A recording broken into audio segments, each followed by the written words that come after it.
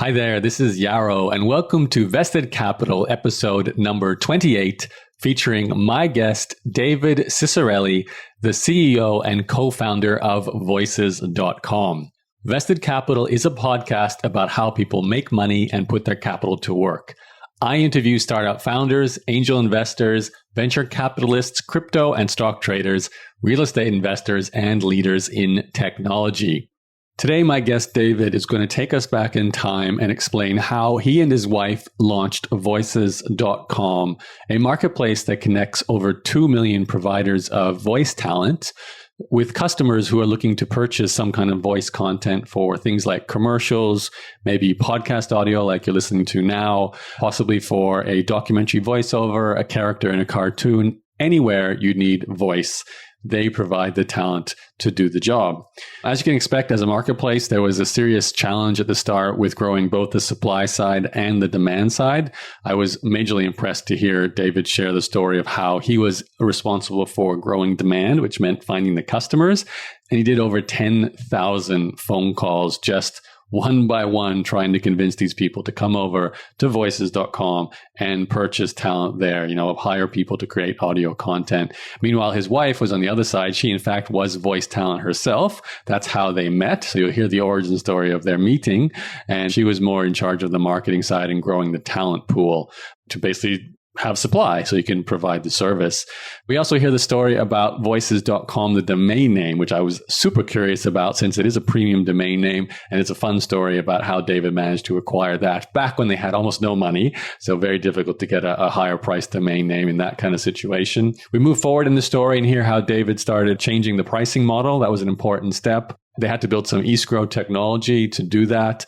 We move forward again to hear more about the growth in terms of the team and eventually getting an office, all the way up to the current situation where they recently raised funding. Not that recently, actually. It was 2017 now, so it's a few years ago. That was their last raise. They did raise some debt financing in several different raises before that, but the $18 million US raise they did with Morgan Stanley as the lead was a major stepping stone towards listing on the Nasdaq exchange, which is an IPO that David is hoping and working towards in the short-term future.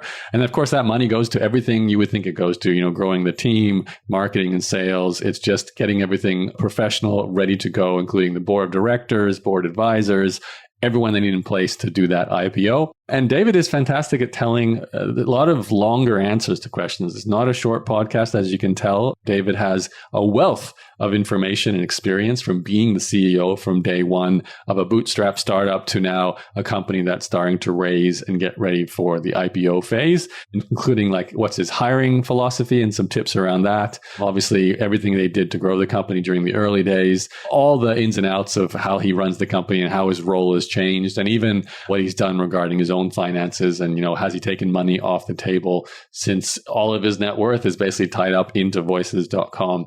So it's a great interview for anyone interested in starting a marketplace and everything that goes on behind the scenes. And I know you'll get a lot out of it if that is you. Today's sponsor for this episode is inboxdone.com, a virtual executive assistant service that will provide you with 2 dedicated US-based virtual executive assistants who specialize in written communication, in particular, handing over your email to them. So delegating your email so you no longer are stuck in your inbox all day. They also do your calendar for you, so no more back and forth emailing or managing all the research and questions for whatever kind of calendar you have to manage, or maybe several calendars. They do data entry, admin tasks, social media replies, basically anything where you need a high quality attention to detail, written English kind of person. You're going to get 2 of them. Every client gets 2 assistants as part of the Inbox Done service. And that is a deliberate decision. It's so you have redundancy. If you've ever hired any kind of virtual assistant before, you know the challenge of dealing with that horrible situation where you hire someone, you train them for a month or 2, and then they disappear. And if you go find someone else, you have to train them from the beginning. Very frustrating. With Inbox Done, because you get 2 managers who are long-term orientated, growth focused. They're going to stick with you. And even if one of them does have to leave, you have the second one in place who retains the knowledge of how to support you, and they can train another second inbox assistant for you. So you don't have to worry about retraining from scratch every single time there's a turnover. Plus you get the benefit of two people working with you. So, double the attention, double the brain capacity, and two people who understand what you do and how to help you. And you can delegate to them as much as you like. So if you're currently drowning in any kind of admin tasks or email or anything that you feel like could be handed over to someone else in a virtual capacity, inboxdone.com is the place to go. If you got the money for like a part-time assistant, it's a good fit for you. Head to that website, book a discovery call, tell us what you need help with, and then we can provide you with 2 dedicated virtual executive assistants. That's inboxdone.com. Okay, that's it for me. Now we're going to begin the interview with David Ciccarelli. Hi, David. Thank you so much for joining me today. I appreciate the time to chat, and I think we're in for a good one today. Yeah, so most people will know now you are the co-founder and CEO of voices.com. And I was digging into your platform as well as your own personal history, the company's history. You've been at it for a while, which is fantastic. It's nice to hear a longevity story. We're going to dive into all of that. Maybe just for the people who don't really know what voices.com is, what is it today? And even what was the original plan for it when you first started? Sure. Well, we'll start with the present. Voices is really an online marketplace, an online freelance marketplace where we're connecting creative talent, let's call them audio producers, voice talent, translators, and musicians with those corporate clients, often at advertising agencies, creative director at a marketing department. And the common theme there is that these clients have an important story to tell, a message to share, to educate, inform, or otherwise entertain their audience. And they're looking to predominantly find a voice to help tell that story. So we serve as that marketplace, as there have sprung up a number of freelance marketplaces nowadays that kind of bring these two parties together. That's what we are today. This is a funny thought I had. I don't know if this is relevant, but I was looking at your service, and I know a lot of it's also about bespoke voice talent. It's like, I need a custom script read out by a great voice. And it could be something simple like my podcast. I might want to get an intro done that I would then use over and over again for the show. But I've noticed a lot recently, I'm throwing a bit of a left-wing question here, it's all over the place, but YouTube videos, you're hearing a lot of automated robotic voices. Like people, I think, are literally just uploading a text script and having a robot read out, and then they're putting that over some images and releasing a video. I'm asking this, I guess, because this feels very current too, with AI coming into play with voices. Have you found people come to you to do a voiceover for a full YouTube video? And what is your thoughts around the AI side of things? Yeah, so internet, we just kind of classify it as internet videos. It could be used, as mostly for YouTube, of course, but other social platforms. That is the number one most used and fastest growing category. It's 65% of all of the jobs on voices.com are in internet videos. And that category grew at 220% last year. So it's by far and away, almost like that primary use case, if you will, that we go to market with.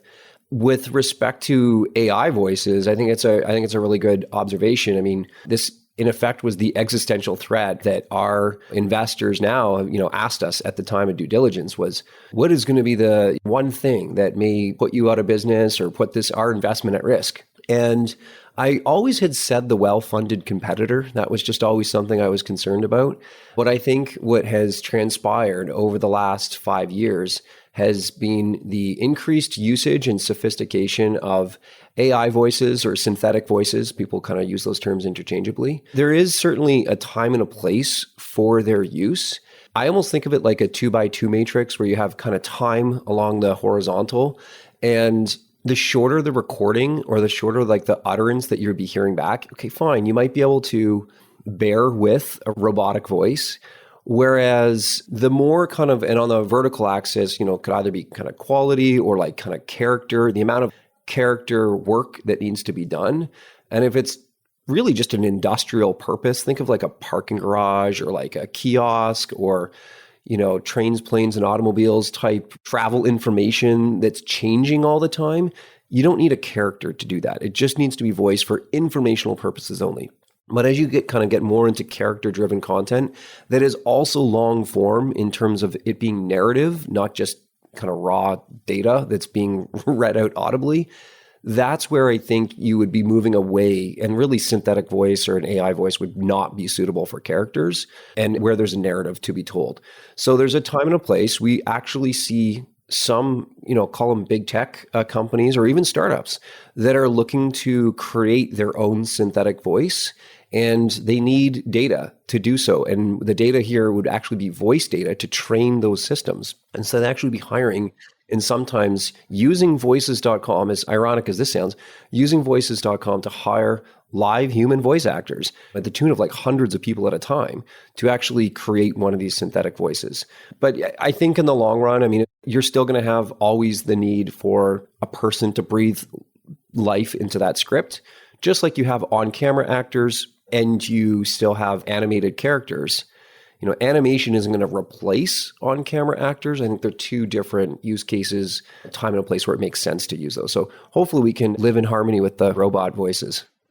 Yeah, and I suspect you must be planning maybe in the future to provide the AI voice service with voices as, like, it's not necessarily something that will make you go out of business. It will become part of your business, I could imagine, too.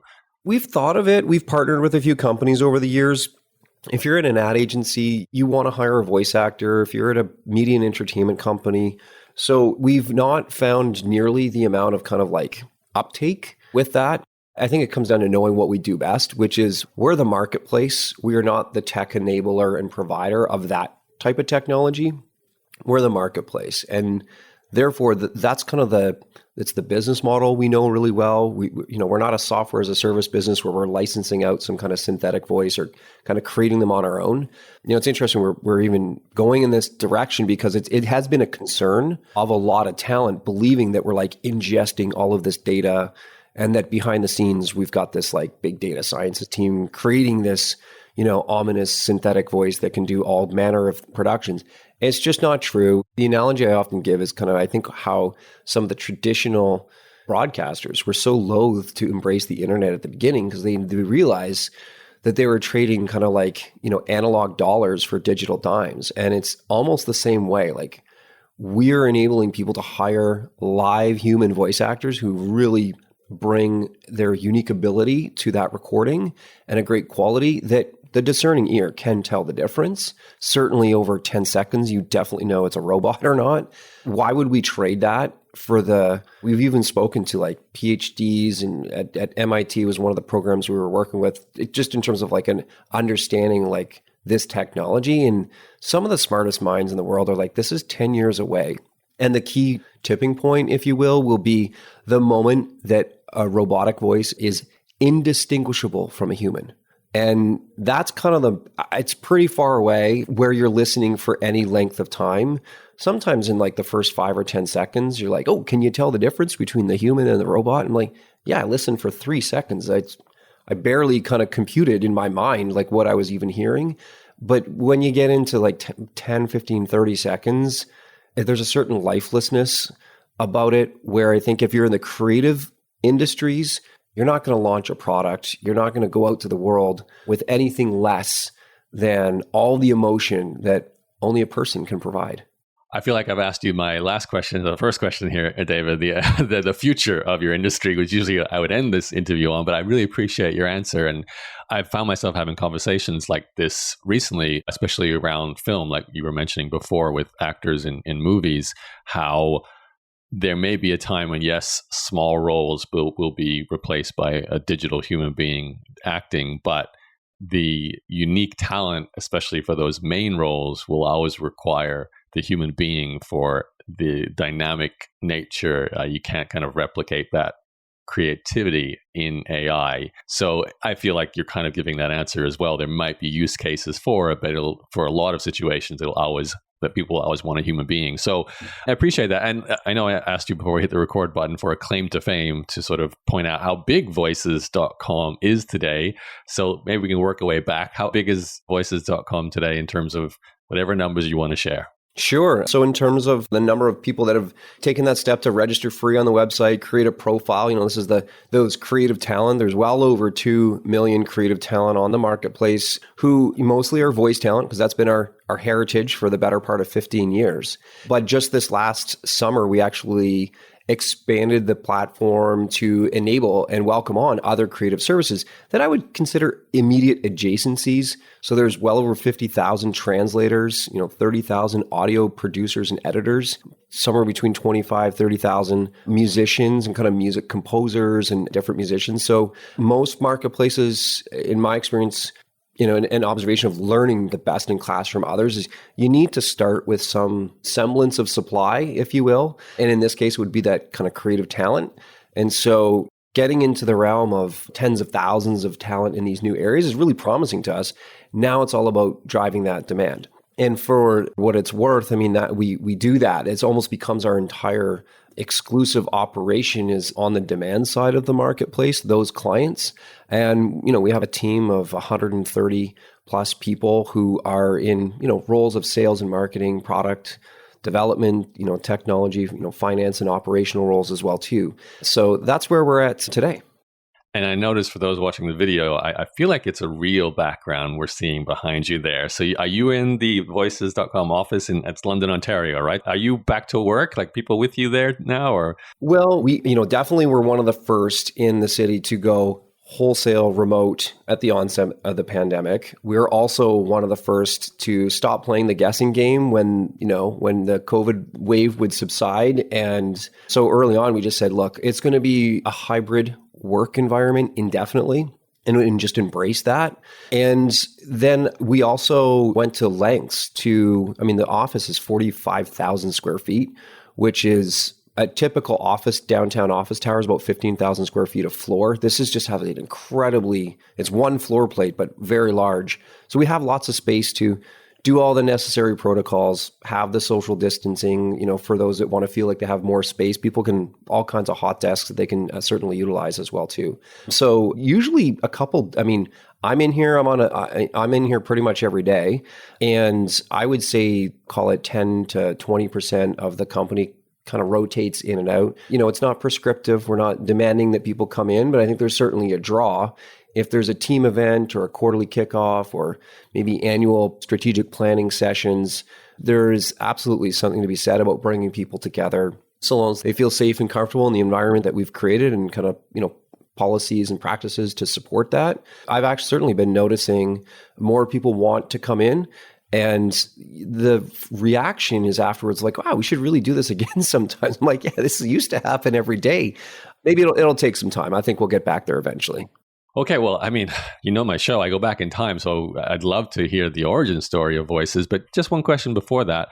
What did you, David, do before you became the CEO and co-founder? I was saying to you this before we hit the record. I was like, I normally go by LinkedIn as a way to guide my early years for my guests. And I don't see, unless you're like, I don't know, hiding some kind of jobs that, aren't relevant to your LinkedIn profile anymore. Were you born and raised in London, Ontario? Yeah, there wasn't a whole lot. I graduated from high school. One of the things mom and dad said before picking a career path and an educational path was go do some good in the world, go do some social work, go find a cause that you believe in. And the deal was with myself, my brother, and my sister was mom and dad would pay for an open-ended plane ticket anywhere in the world. And you had to go spend a year there in some type of program. So I found a group called Youth with a Mission, which is like a Christian missionary organization. I went to Perth, Western Australia, I literally got out the globe. I grew up in Thunder Bay, Ontario, which is at the northern end of Lake Superior.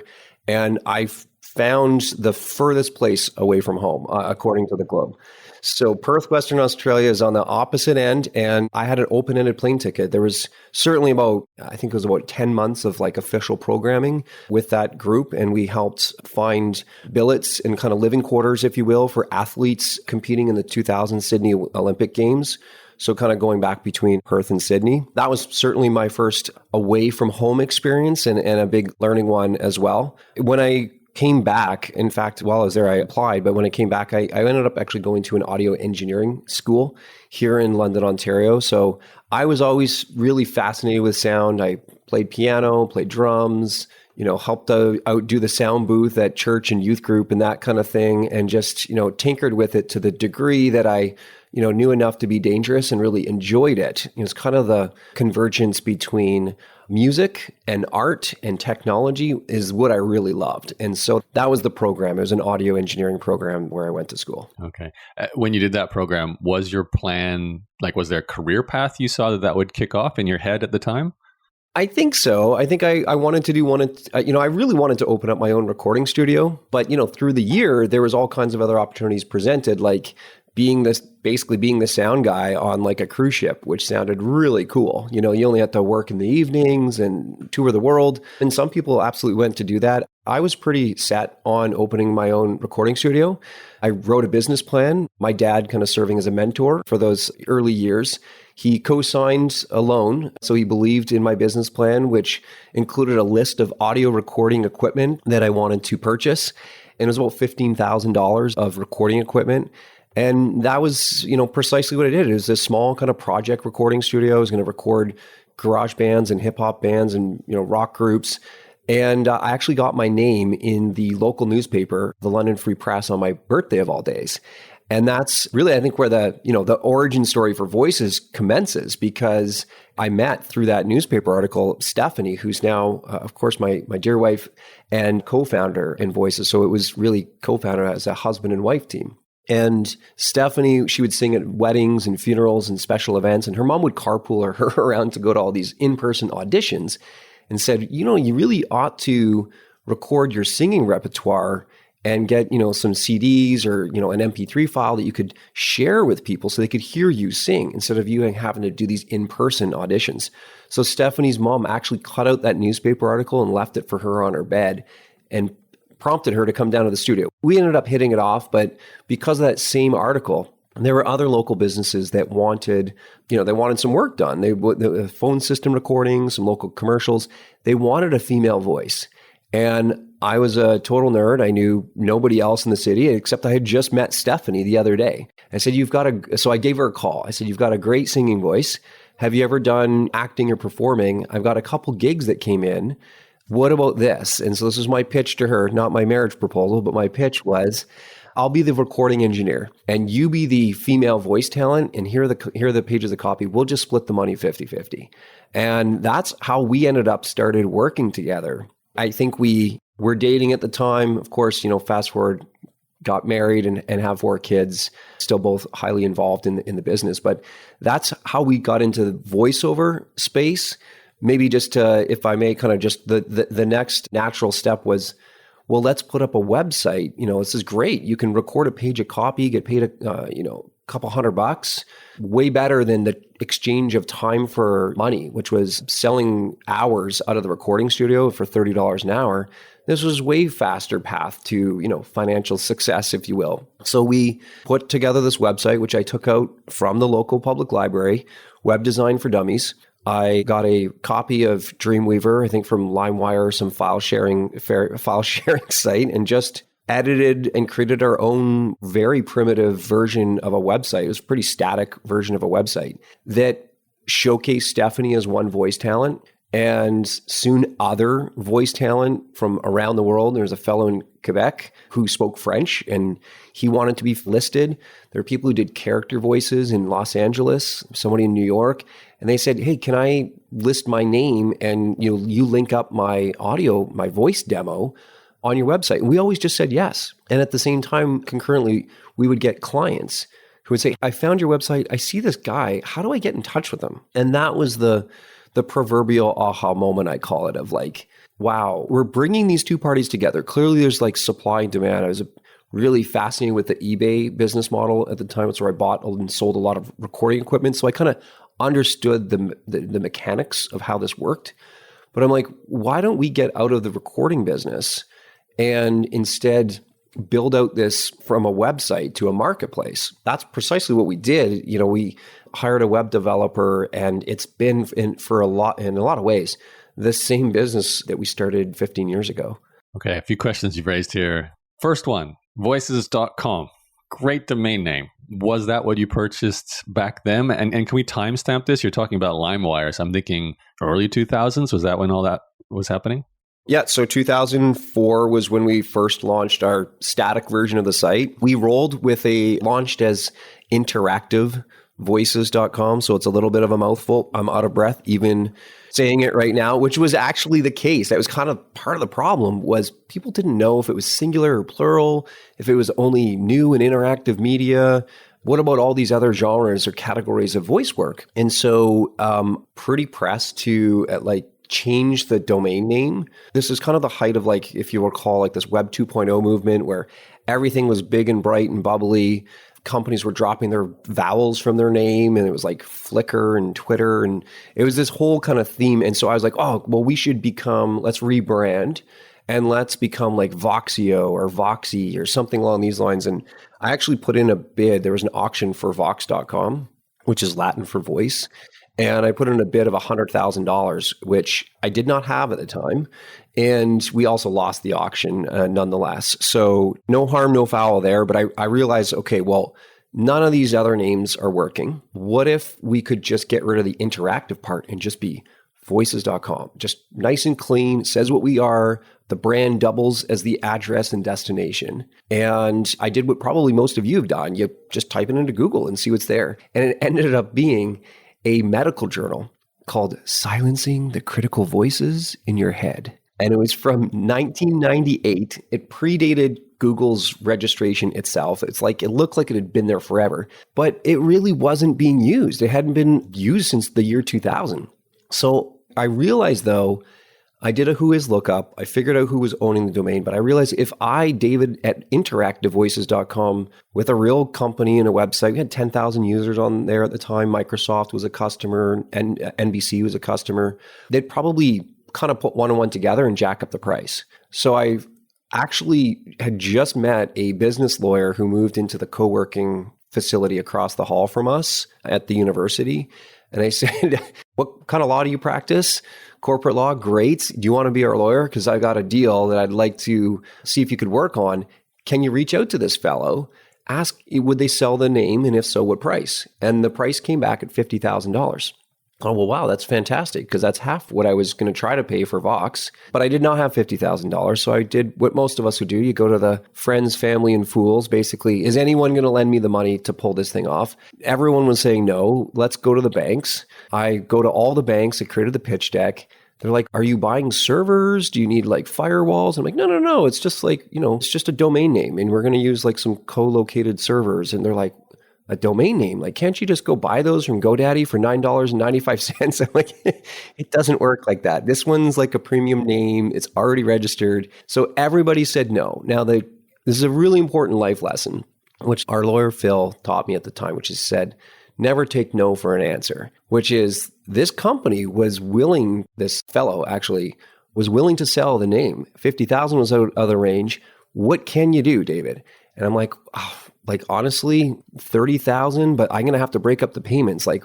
And so we created an offer, which was a counter offer, $30,000, but it was in $5,000 increments. So $5,000 I'll send every quarter for the next 6 quarters. And that's how we'd get there. And with that, he went for the deal. So for $30,000, we were able to acquire the domain name voices.com. Wow, great story. And no doubt that domain name is worth so much more to you now as a brand, and just the fact that domains appreciate in value. So fantastic. Going back and looking back, I would say, I just add, that was probably the single best decision, marketing decision, technical decision in a lot of ways that we made in those early years, which was definitely the biggest investment we had made and kind of a commitment in advance. What we ended up doing was pretty much just a lift and shift. Like, we had this name, this site running on Interactive Voices.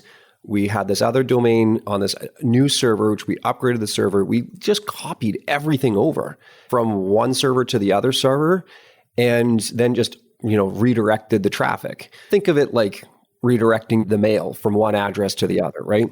And not only did our customers like, wow, this is great. We feel like we're, the voice talent, like we feel like we're part of a bigger entity. Like, it sounds like we've been there forever. So they were excited for like the brand affinity. And at the time, Google was I'm going to, dare I say, overweighting the age of the domain name and the keyword in the domain itself, like all of these factors that seem a little rudimentary kind of in hindsight, some easier to manipulate than others, but the age was something you couldn't manipulate. So we ended up tripling our organic traffic from Google, like virtually overnight over that weekend, which just meant that we didn't have to advertise on Google AdWords as much as we had before.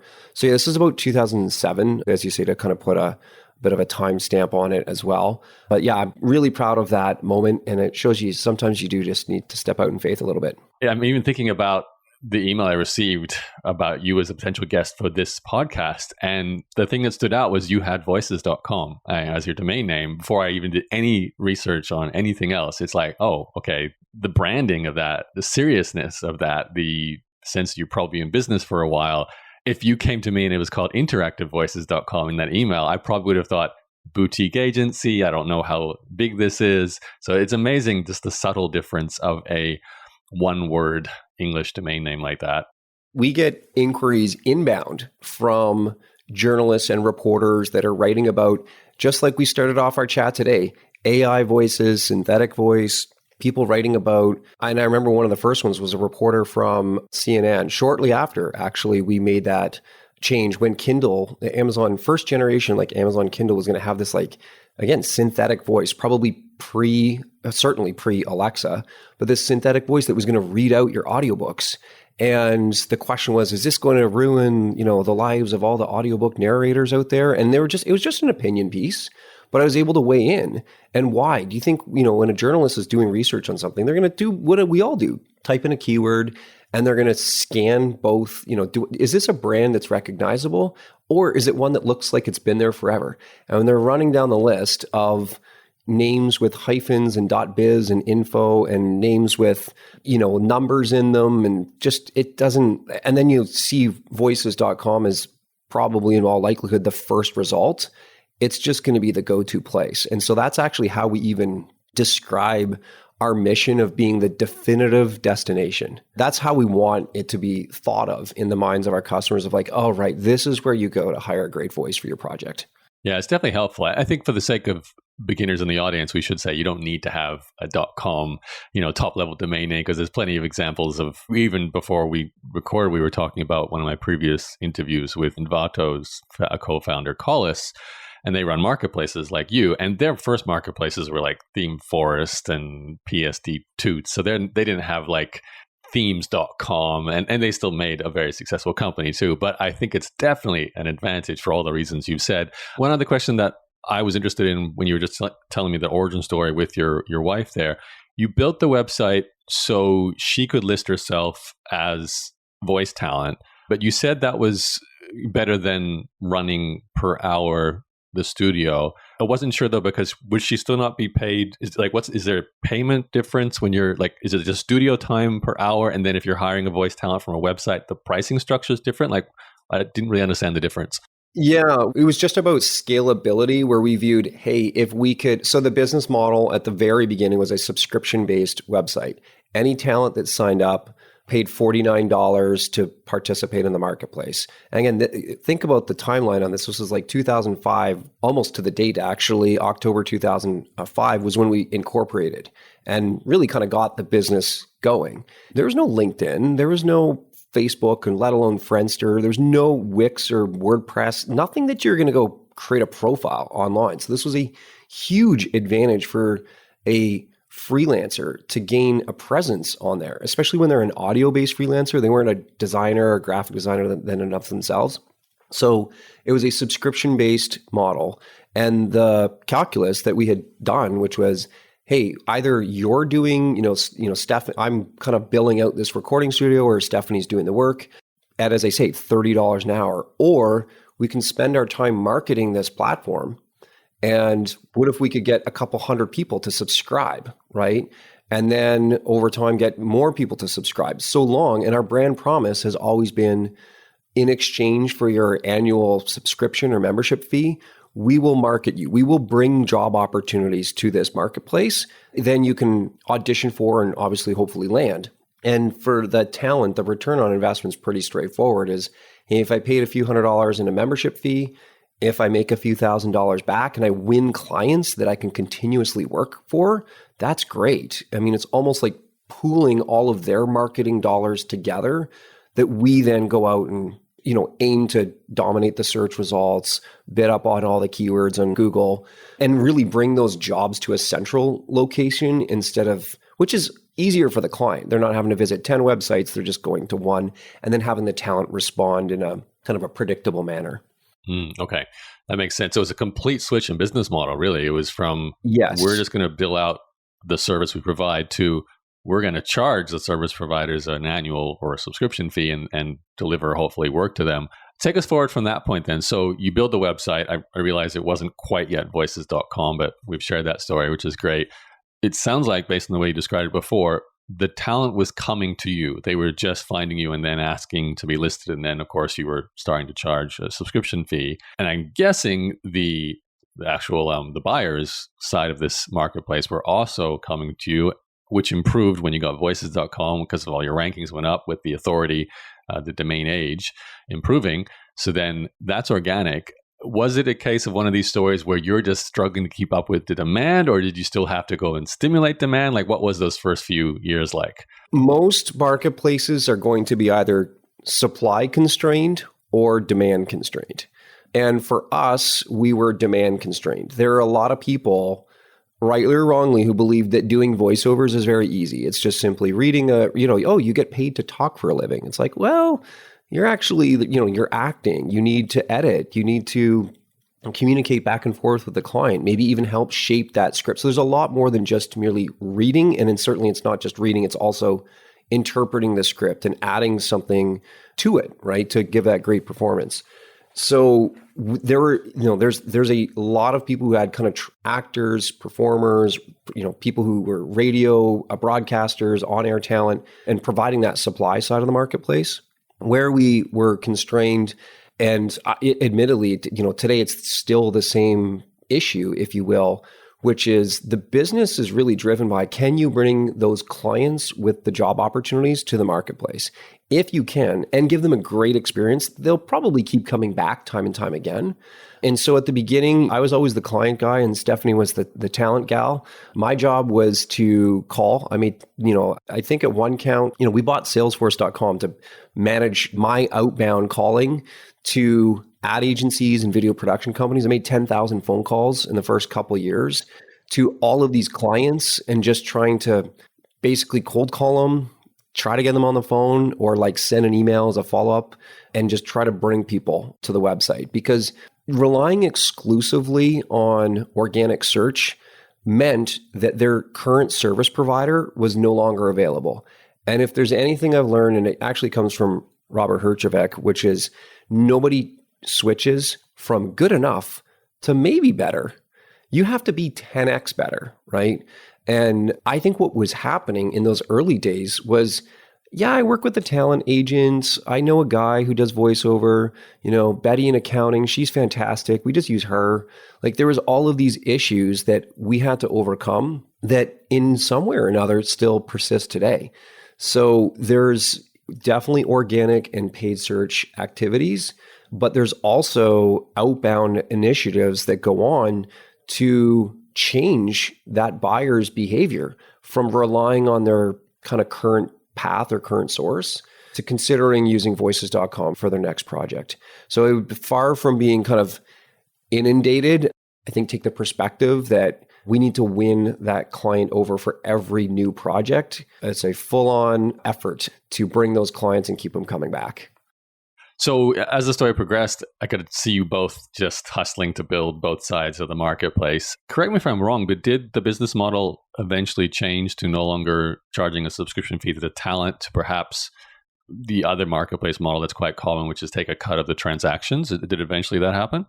Yeah, it did. So we still, even to this day, have a subscription element. Talent can sign up for free, or they can upgrade to subscribe to what we call a premium membership, which really, like similar to a LinkedIn membership, kind of unlocks additional features and benefits, statistics, higher ranking in the search results, lets you kind of proactively go after clients and jobs. So there's just, it unlocks new capabilities. But you're right. What we had uncovered was a client it didn't happen all that often, but when it did, it was very problematic, which was, hey, we facilitated the connection between client and talent, and we didn't really have a means of enabling the payment to happen. It was just merely the matchmaker.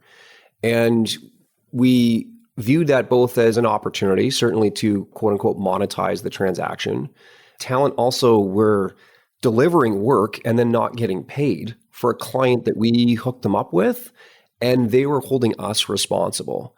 And we would go, well, did you get 50% up front? Did you ask for a payment? Like, do you know who this person is? Because we just had like a name and an email address. After that having happened enough times, we realized that the role of a marketplace is to be that trusted intermediary, to intervene when needed, but otherwise kind of get out of the middle of that transaction. And so we developed a payment service, which we call SurePay. It's in effect an escrow service, which most marketplaces have something to that effect nowadays, where when the client posts a job and the talent reply, the talent say, I can do this work for $500.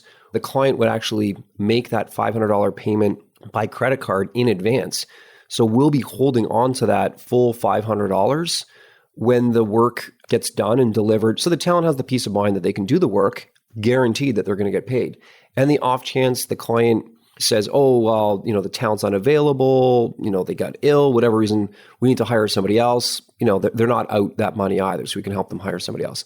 In the vast majority of cases, the talent does the work, and then we pay out, talent earn 80% of that. So in kind of a startup community, we would know that as the take rate or the rake. It's a platform fee for work that is successfully kind of completed and consummated on the platform. That's been very effective. I think it aligns our interests.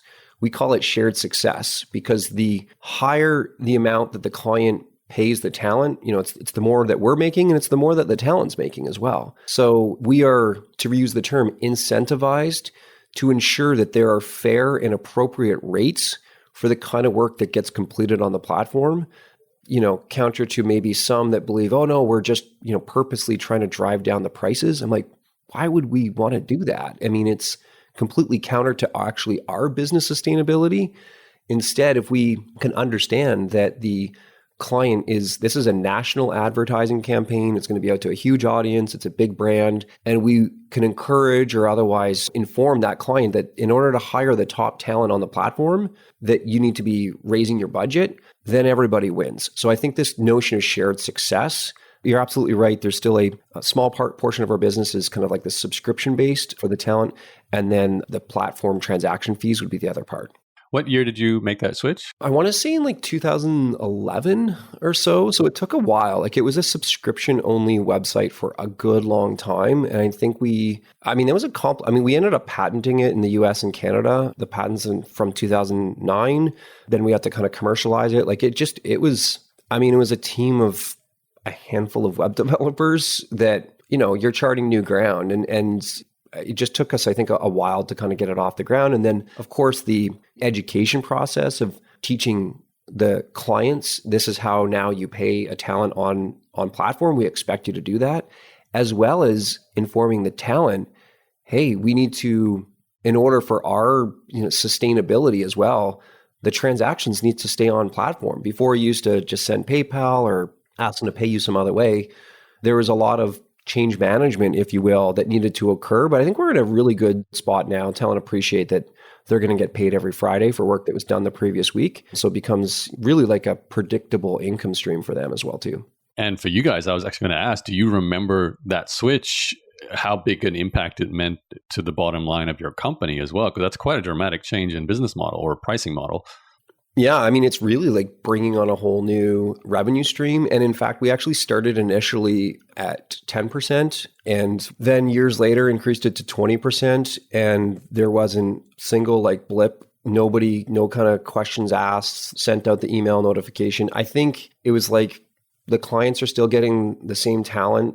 They're happy. The talent are still getting paid for work done. Not that there hasn't been kind of other challenges in terms of, because most things in marketplaces, you have two sets of customers.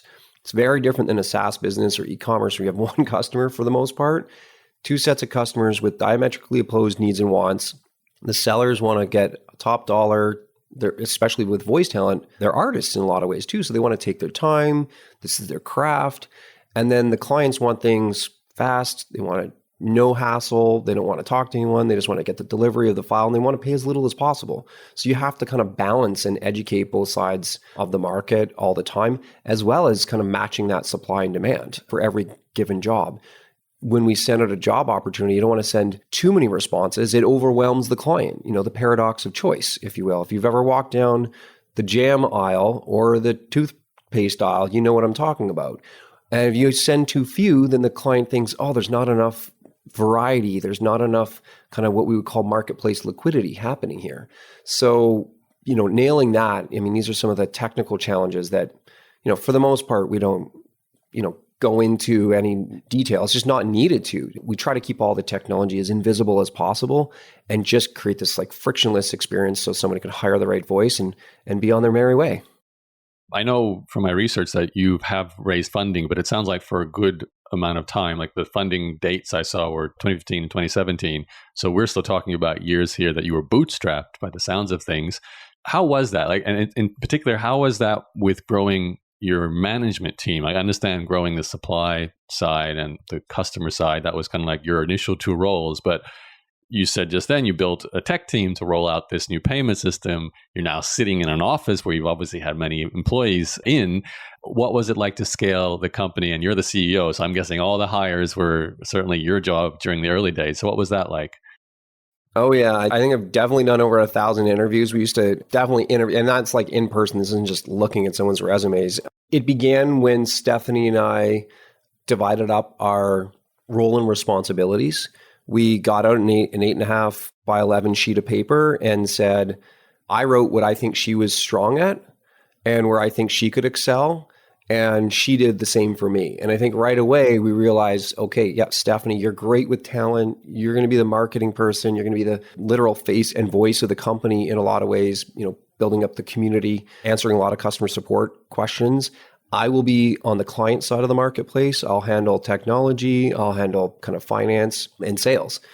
And so that I think is something I would strongly encourage the startup founders and entrepreneurs, if you're working with someone else, just to even have that kind of like tacit agreement. And I'd encourage you to put it on paper. I think that's going to alleviate a lot of kind of questions and concerns. And it's not to do it from a territorial perspective. It's to say, hey, within these healthy boundaries, you have tons of free reign, and here's the ultimate decision maker within that space. And I think we've applied that when it came to hiring employee number one. It was, we tend to hire kind of, I don't know how prudent this is, but kind of more reactionary of like, oh my goodness, we are getting so many customer support questions. We need somebody to kind of backstop a lot of these. And then it became finance. It was just a highly transactional business. This is not my suit. It's not what I'm trained in or have a passion for.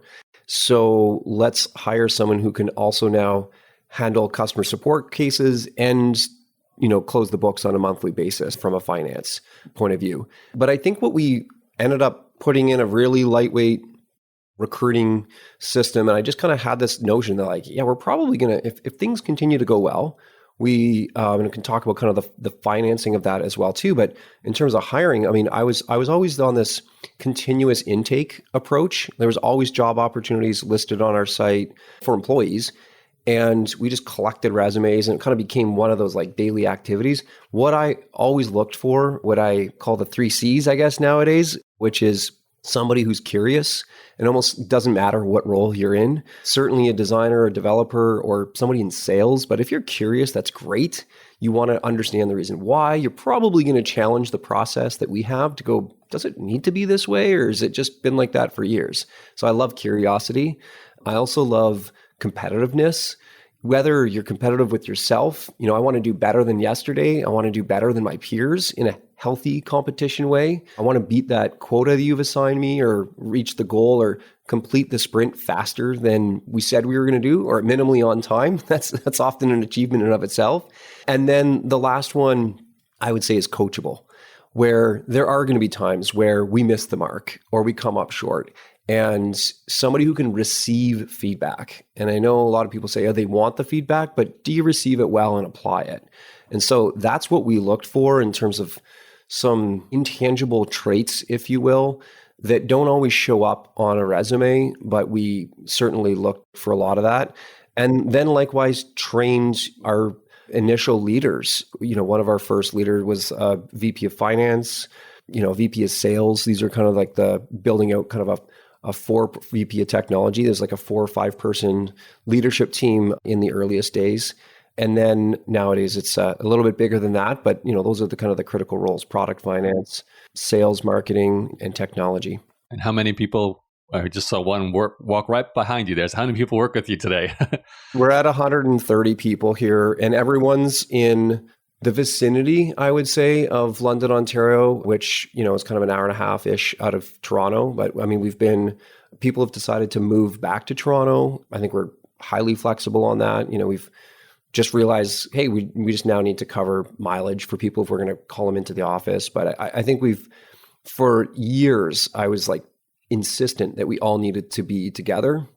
But our business has thrived over the last 18 to 24 months here, part and parcel because I think the pandemic was the greatest awareness event that we never asked for. People could no longer go into recording studios or work with a talent agent face to face and kind of do things the old way.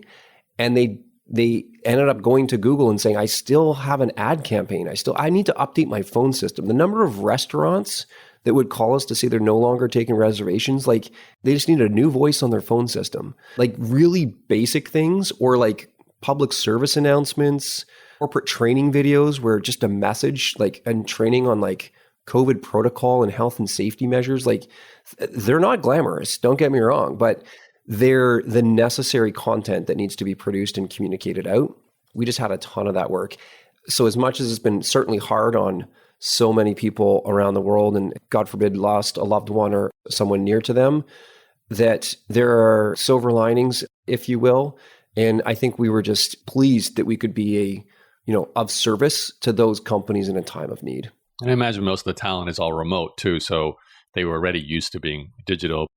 Exactly. I liked setting these goals for myself, whether it's, as I mentioned, the 10,000 phone calls over a couple of years. And then like at the beginning of the pandemic, I said, I'm going to call our top 100 voice talent. I set up calls with all of them. And I asked, I'm like, how are you? How's your family and loved ones? And it's like, how's business? And they're like, you know what? I've been preparing for this for 5 years. And like, I work from home. I'm already used to being stuck in a vocal booth all day long, talking to myself. They're like, this is business as usual for me. So it was a little kind of tongue in cheek, but I understood. And I think they were, a lot of talent were tremendously successful. Those who had the foresight to create home-based recording studios, the, dare I say, old school talent who kind of still did the like, oh, I kind of do this. I got an agent. They send me to do an audition at this studio and that place. They were not set up at all. And I think they were the ones that had suffered because cities shut down and facilities shut down. The only way work that was getting done for about 6 months. And it seemed like the same guy or gal was writing all the ad copy. You'll probably remember it. We're in this together. This is unprecedented times. Everything sounded the exact same because the airtime was purchased. And these brands and advertisers quickly needed to pivot their messaging and then hire somebody remote. So yeah, great point. And that's really kind of what had transpired over the last couple of years. I appreciate all the insight there. I didn't realize so much of those kind of, lack of a better word, mundane day-to-day needs of voice was outsourced. I thought a lot of that was internally recorded. So that's really interesting. Dave, I'd like to keep the story going forward. We're almost already at an hour. The funding. So obviously companies growing well, your team, I don't know if you were into the hundreds already by the point you hit sort of 2015, but obviously you had a well and truly established company with cash flow and records and everything up and running, and you were bootstrapped to that point. So what led to the decision, and I'm just going to pull up my financial signpost here. For the first time, I believe, correct me if I'm wrong, voices.com raised $2 million in funding back in 2015. And that was the first time you raised. Is that right? Yeah, certainly any meaningful amount. I mean, prior to that, we've viewed it, there's always cash from customers, which I described. You're going to fund your business or your startup from cash from customers, launch an actual product or service where customers receive value and they pay you for it. And that's kind of that bootstrap. We were able to secure some debt financing from the Business Development Bank of Canada, similar to like a small business association or small business loan in the US. The first one was $30,000, then $50,000. We always paid them off early. Then it was like $100,000, paid that off, $250,000, $500,000, $900,000. And it was just kind of like, get it the loan, work it for like 3 or 4 years, pay it off maybe early, just to kind of refinance and roll it over into a next bigger loan. It got up to that $2 million with the Business Development Bank of Canada, which I think after that, we realized there was an opportunity. I realized, it's unlikely that a bank was going to loan us $5 million for that next leg of the journey. Through that experience with the BDC, we had also engaged what they call our growth driver program. In effect, it's kind of a consultancy and advisory program to develop a strategic plan, kind of a longer view of a strategic plan. And we had gone through exploring a number of growth avenues, considered hundreds of ideas, and narrowed it down to one big one, which was to acquire a competing site. So kind of our first M&A activity. And the site was called VoiceBank. It was similar to voices.com, but mostly they had talent agents and celebrities listed on this site. But it was built in 1998. It was really kind of bad plumbing. People knew about it, but it just didn't show up anywhere in Google. So it was kind of a bit of a hidden gem. So we've identified this opportunity, and that actually solved one of the biggest challenges that I had in pitching investors up to that point. I had lived in New York for 6 months. I'd lived in Silicon Valley for 6 months before that. And in pitching investors, I always found that there were 3 questions that they're ultimately asking. Number one, so this is my own pattern recognition. Number one, how big is the market, right? It's got to be multi-billion-dollar market, global and growing. Number 2, well, why you? Why are you, out of all of the companies that are out there and all the startups, going to be the one that wins? Because most markets are winner take all, or certainly winner take most. And then number 3, well, why now? Why do you need the money now and not next month and not next year? Maybe I can track you for another couple quarters. And so I always had a challenge answering that why now. There was no sense of urgency. And so the opportunity at hand to acquire this then competitor, VoiceBank, answered that question. And so with that, we created a pitch deck and went really to market. And I had emailed every investor that had ever shown interest in us, in the previous kind of 5 or 6 years. And I'd send them an email and say, voices.com, going to raise $15 to $20 million. And as the subject line is like, we got in touch here. We're going to raise this money. If you're interested, let me know. I'll send you the one pager. Then those that replied, of the 200 investors I reached out to in my big Google sheet, those that replied, probably I think it was like 80 to 100, somewhere in that neighborhood, I'd send the one pager. Then I'd say, hey, if you like what you see, let's get on a call. And then we'd get on a call. And it was just a funnel. I just kind of just narrowed it down. And we get the call. I'd do the call, the same pitch over and over and over. And then say, if it makes sense, maybe I'm going to send you our full pitch deck. And if you still like what you see, let me know.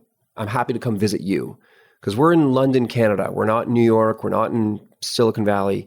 So Stephanie and I actually got on it. We scheduled and planned a roadshow where we went from starting in Toronto, then New York, Boston, LA, and San Francisco, and then flew home.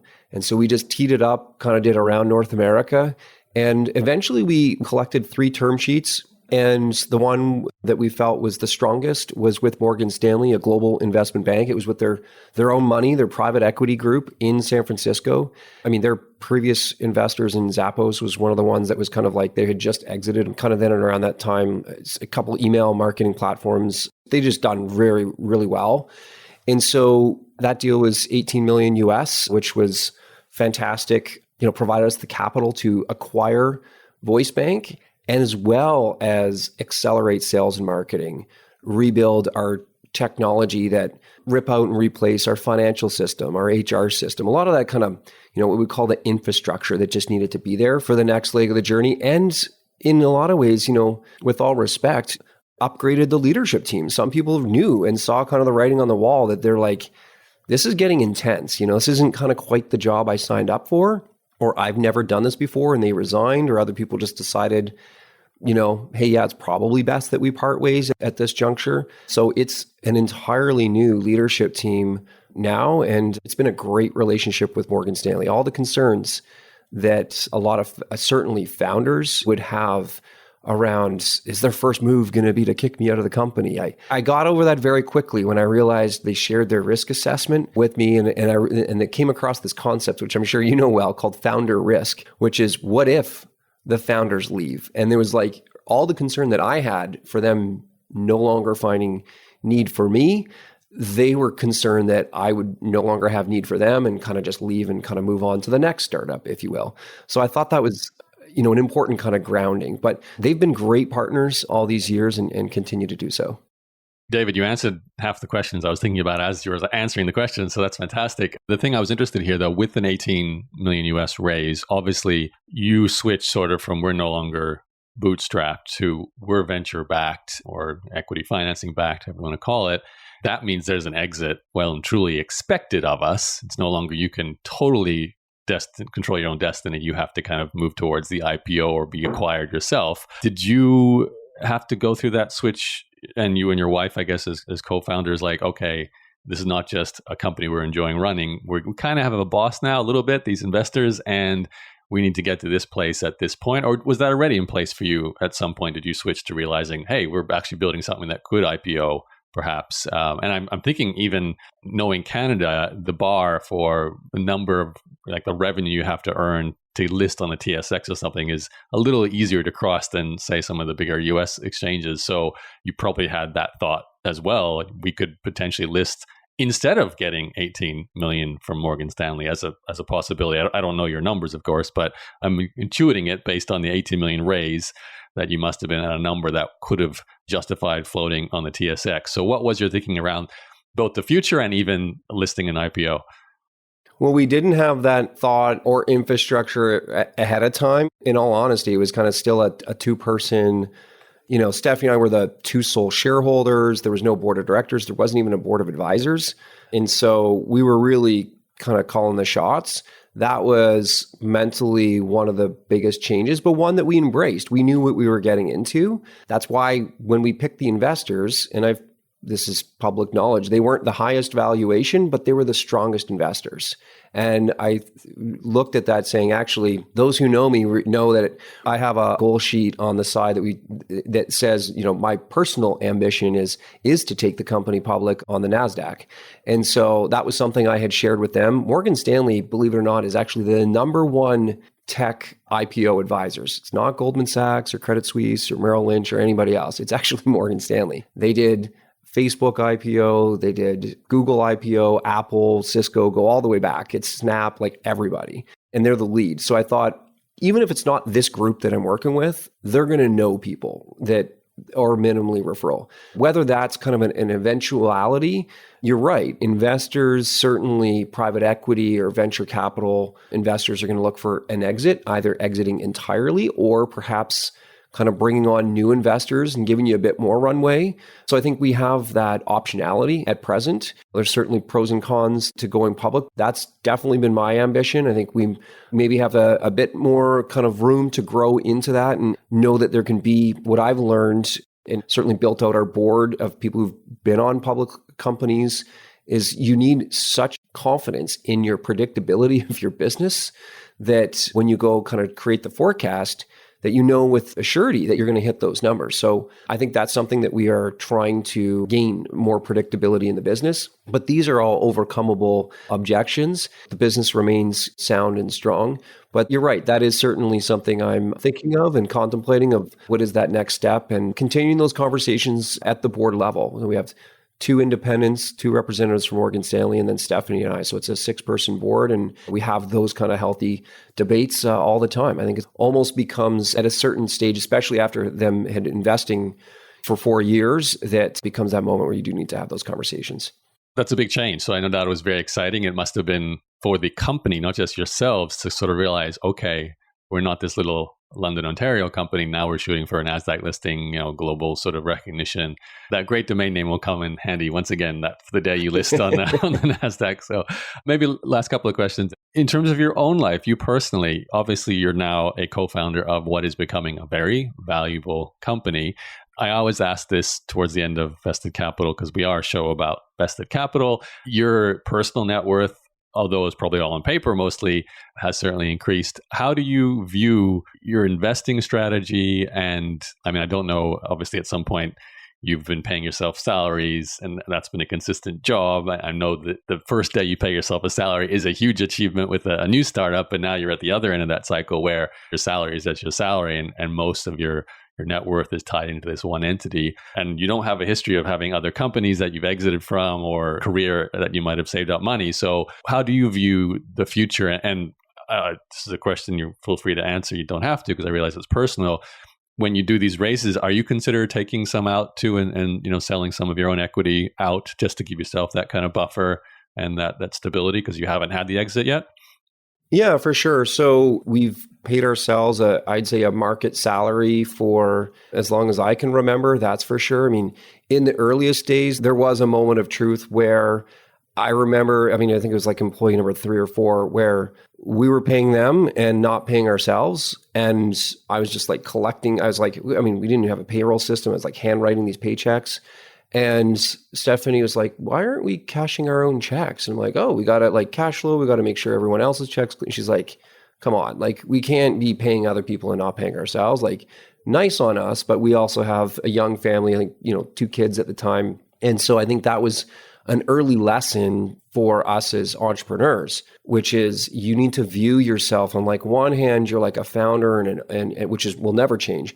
But on one hand, you're a shareholder and this is like value that you're creating. On the other hand, you are showing up every day and therefore you need to be paid for that. And so include yourself in that, payroll run. So that was kind of one thing we've learned with the Morgan Stanley. That was actually a criteria that we had with that Series A was we wanted to have a very modest, what would be known as a secondary, kind of take some money off the table in terms of, in effect, they were buying the shares from Voices, from Stephanie and I. So that was something important we wanted to do.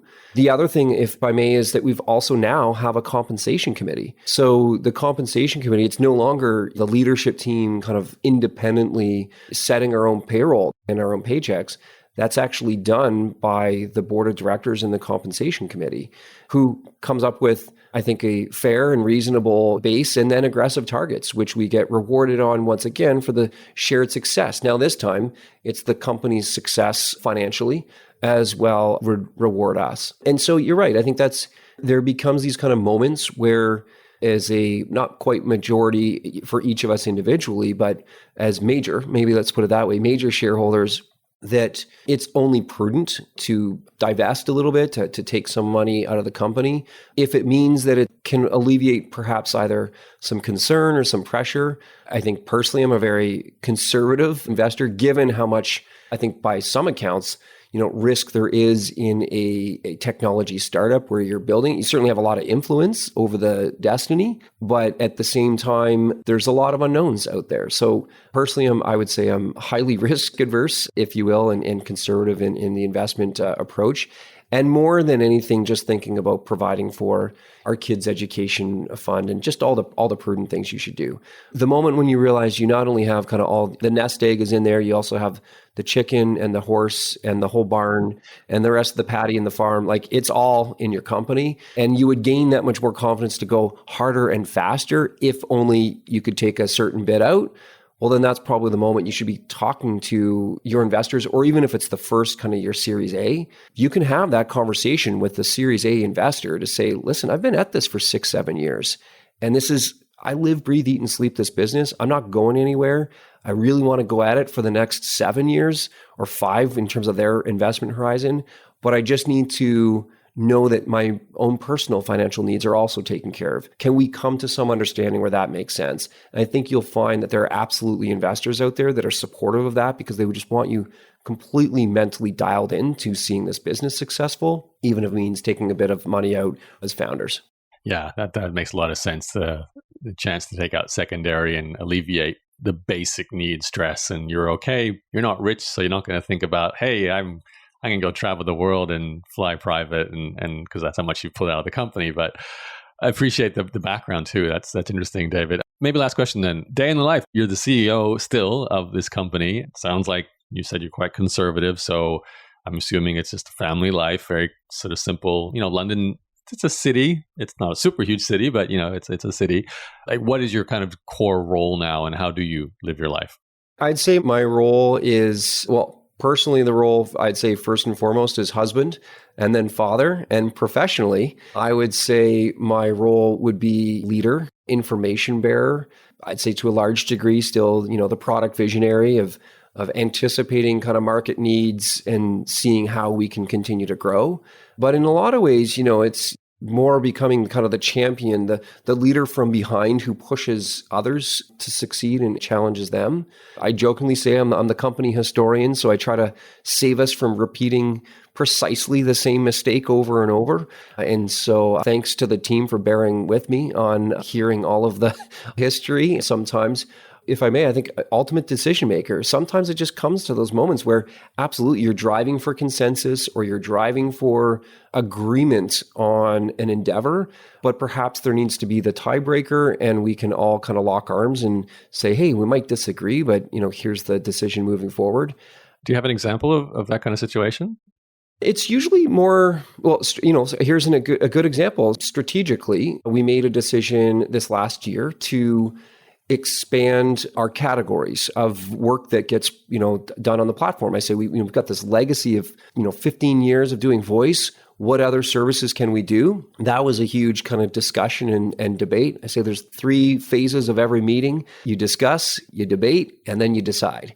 And we did the discussion and debate, and we actually were going to go to live with 8 categories, which is like a lot to chunk off at once. They kind of got a little beyond immediately complementary or adjacent to voice.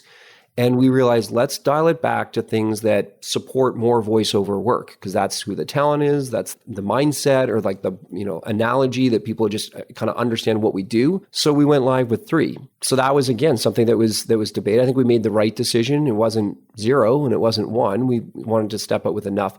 We're even having that same discussion again this year. And we talk about strategy is merely the collection of choices that a business makes that differentiate it from those in its space, right?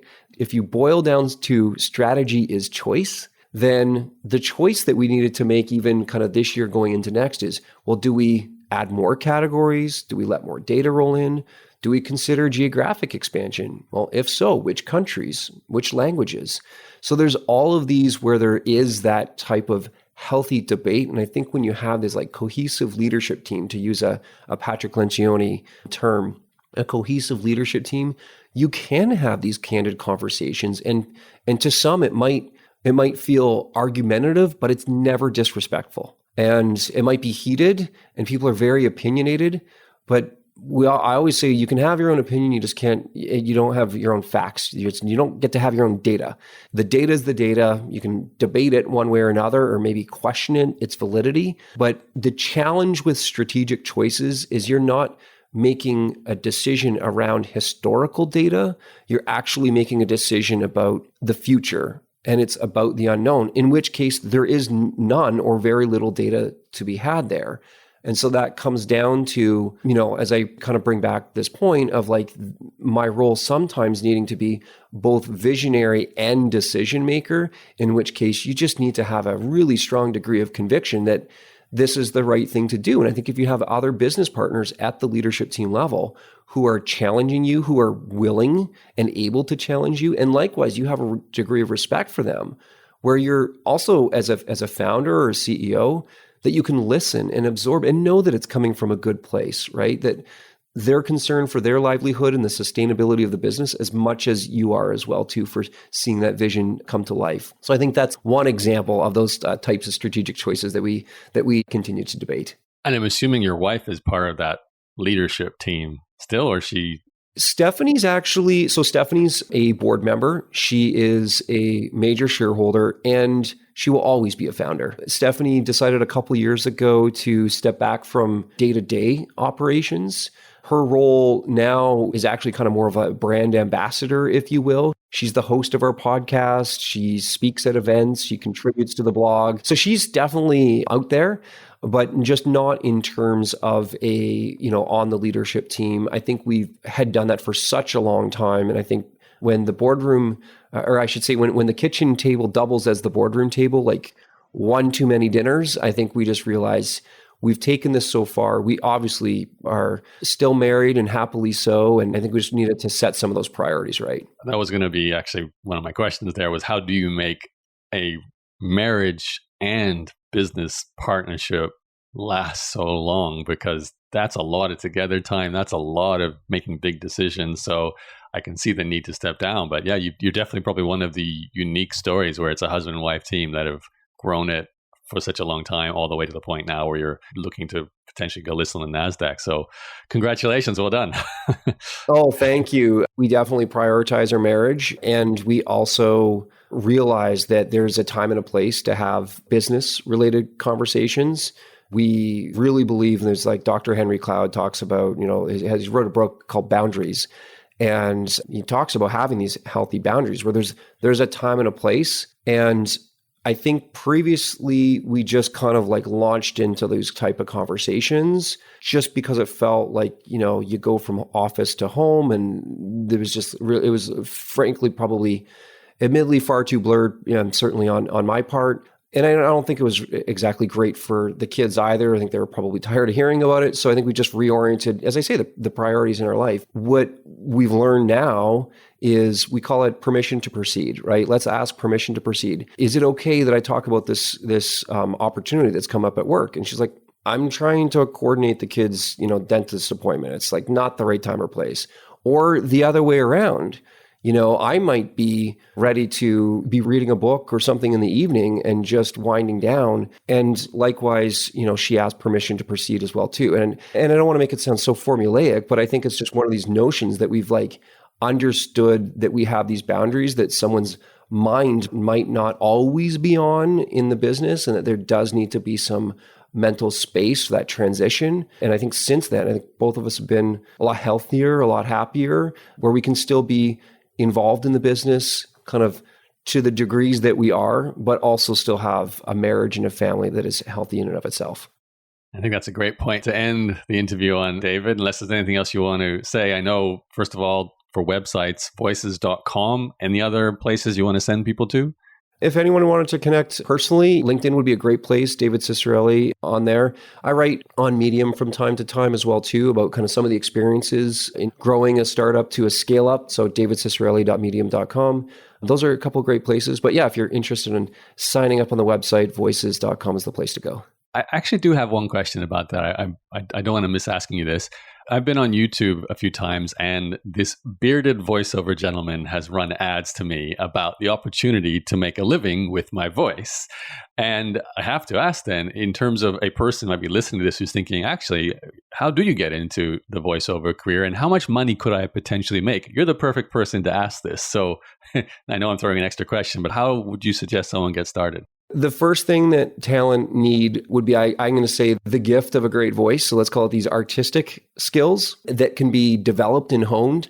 Often reading aloud is a great place to start because fundamentally voiceover, you're going to be reading scripts aloud a lot. So getting comfortable with your own voice. You can take acting classes and so forth, improv classes, that's all going to help. Then you need the technical skills. You got to record, edit, mix in music. You got to kind of produce your own material, right? So when you get the gig, you're often auditioning or replying to these jobs as I described on voices.com. But then when you get the gig, you got to be able to deliver on it. So you need to be able to record on your own.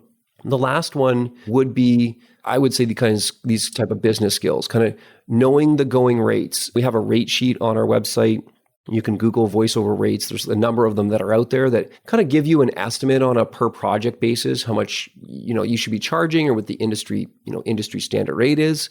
And it ranges from, call it a couple $100 to $10,000 per project, depending on the length and not just how many words, but the audience size. And voiceover is different. It's not priced on just effort. It's like the license of the usage of that particular piece. And so that's kind of what increases the prices. So I think it's those kind of three, the triple threat, if you will, of artistic, technical, and business skills. When creating a profile, like how would clients even discover you in the first place?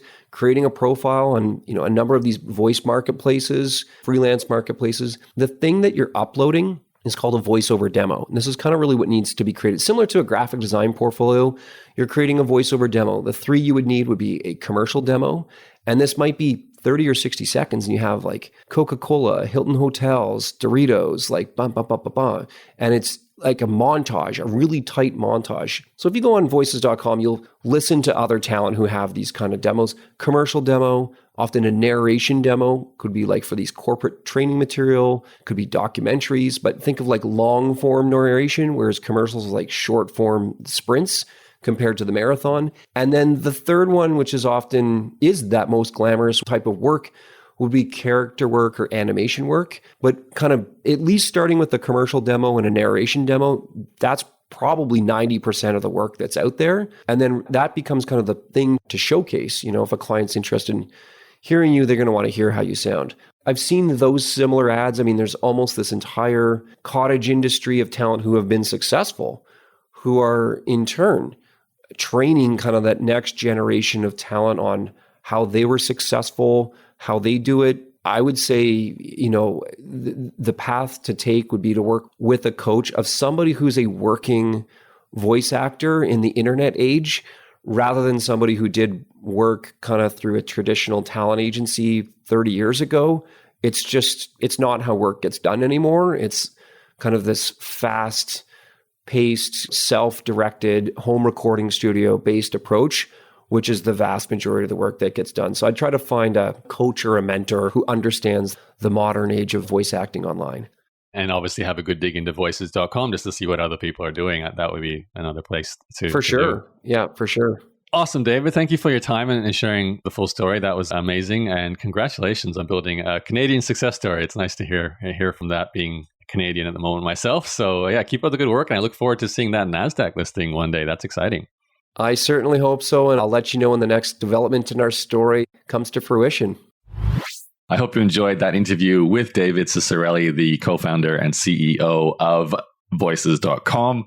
This was one of those episodes I enjoyed listening to because it's a marketplace business. And I especially like hearing the first few months and years of starting a business like voices.com because of that challenge that David highlighted of needing to build supply and needing to build demand, and always being constrained by one or the other as the company continues to grow. But especially at the start, where you're trying to build both to the point where the company at least exists, I think is really challenging. There's an Investor Capital episode number 25. Yes, that's correct, with Khalis Taid. Go have a listen to that one if you're also interested in marketplaces, if you haven't done so already, because Khalis is the founder in Envato Group, and they grew numerous marketplaces that sell digital goods, similar to what David does with audio content. They were selling some audio content, not so much voice-driven, more music-driven. They also sell WordPress themes. They also sell Flash, back in the early days, Flash design elements. Now they have video, they have Photoshop files, all kinds of things. So it's interesting, though, to hear with both these stories, David and with Envato Group, how the founders were able to find the people who created the value, the supply side. In this case, with David and his wife, his wife was the first ever supplier of audio content. And then they went on to find more talent, get them listed on the website, and away you go. And then, as David mentioned, 10,000 phone calls trying to get customers to buy and hire these audio creators to, record things for them. And that's a challenge. So if you decide to get into the marketplace business model, you really need to have a plan for filling both sides rather simultaneously. If you don't do it at the same time at the start, you might be stuck. That being said, it does depend on what you're selling. I think in this case, and also with Envato, sure, you could have the talent create a bunch of product that sits in inventory, and then you go and find the buyers. But with a lot of these sites, the talent is looking to maintain a consistent income, not just get paid once. So they need to see ongoing demand for what they create, or they're just going to go somewhere else to look for work. So the challenge there is they need to list themselves as, hey, I'm available for hire, or here's something I created for sale. And then you have to have a buyer come in pretty quickly to maintain that motivation on both sides. And then, of course, you got to make sure the buyer's happy as well. So, definitely a challenging business model. Also really enjoyed hearing the later phase of the story with David, where he talks about why he decided to take on financing from Morgan Stanley, that $18 million raise, and how that's a decision to go towards an IPO on the Nasdaq. And he is very excited to continue down that path as the CEO, where if you listen to the interview I did with Collis Taid and Invato, Vested Capital episode 25, you'll hear Collis talk about his early days. And I explained, because we didn't really interview him too recently, it's an older one, but I did the research when I published that episode, and Collis has moved on. He stepped down from the CEO role. His wife also had stepped down earlier than him, and he has basically decided not to IPO, at least at the time I recorded that, and that was from a couple of years ago. They looked like they were going to IPO in Australia, but they decided not to. They stayed private.